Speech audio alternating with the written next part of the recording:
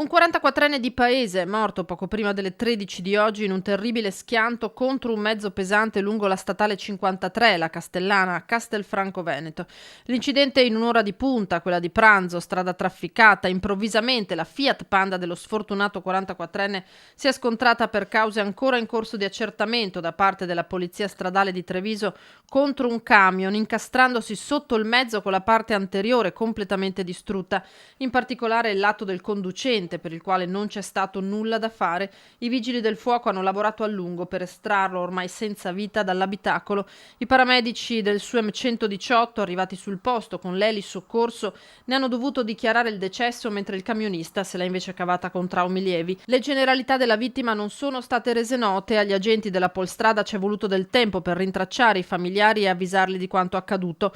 Toccherà proprio agli agenti cercare di ricostruire la dinamica del sinistro per tentare di stabilire eventuali responsabilità. La circolazione stradale nel frattempo è stata a lungo rallentata, code si sono formate in entrambe le direzioni di marcia.